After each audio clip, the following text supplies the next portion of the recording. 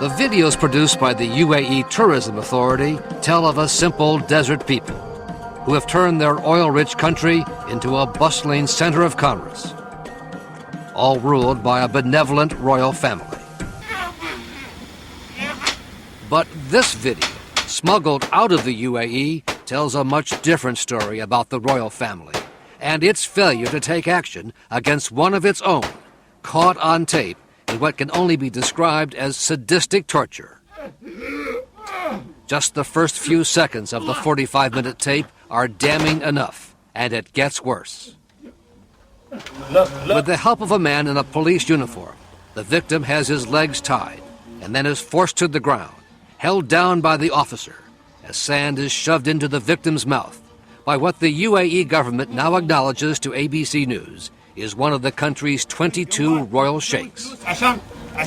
Sheikh Issa, the brother of the crown prince, punishing a grain dealer he thought had cheated him. "You donkey, you dog," the sheikh screams. That's the sheikh. Right there. No doubt about it. No doubt. Houston businessman Bassam Nabrousi smuggled the graphic scenes out of the country. Really, to make my case that this man is capable of doing what I say he can do. That's the proof. Nabrousi worked for and with Sheikh Issa for more than a dozen years. The sheikh is not part of the UAE government, but when he came to Houston for weeks at a time, he stayed in the presidential suite at the Four Seasons Hotel and often had a police motorcade. Nabrousi says he and Sheikh Issa were business associates until a falling out that has led to a lawsuit and now the public release of the torture tapes. It's like you flipped a switch and the man took a wrong turn in his life and started getting violent. Nabrousi says the torture took place at Sheikh Issa's royal ranch on the outskirts of Abu Dhabi. And he says the sheikh ordered Nabrousi's brother to record the sessions so the sheikh could watch them later.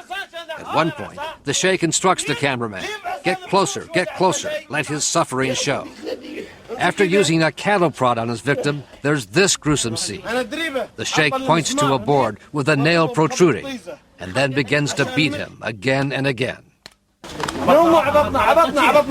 "Where's the salt?" asks the sheikh.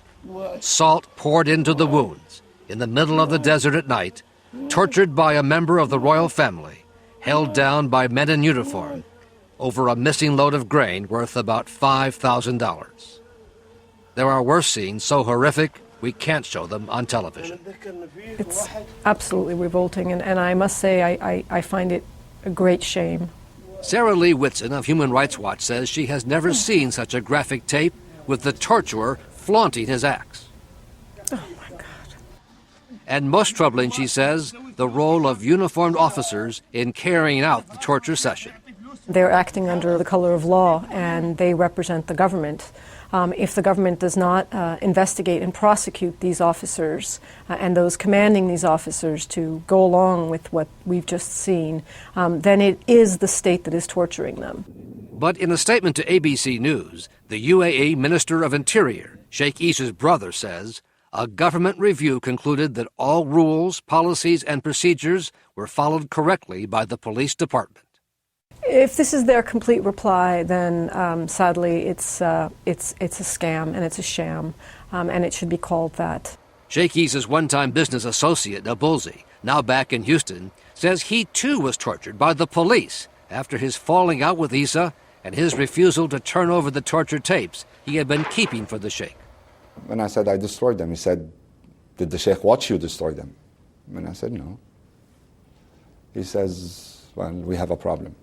In his lawsuit, Nabrousi says he was arrested on trumped-up charges, confined to a small cell for 3 months at the El Wathba prison.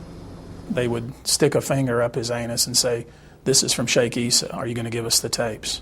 They would keep him from sleeping, deny him his medications, tell him that they were going to rape his wife, kill his child, made him pose naked while they took pictures. In its statement, the UAE says Nabrousi, quote, was in no way mistreated during his incarceration. There's no record the U.S. government ever protested Nabrousi's treatment to the UAE, even during the state visit last year by Sheikh Issa's brother, the Crown Prince, to President Bush at Camp David. This is awful. This is terrible. We showed the tape to Congressman James McGovern, co-chairman of the House Human Rights Commission. He says the U.S. government must get involved. Granted that they're strategically located in a key part of the world, but it's hard to imagine that we're just kind of going on with business as usual when this kind of stuff happens. And my guess, this is just the tip of the iceberg. After first being accused of trafficking narcotics, Nabulsi was convicted by a UAE court of illegal possession of medicine prescribed by his doctor in the U.S. The whole government is all brothers. What can you do? The tape ends with what appears to be attempted murder.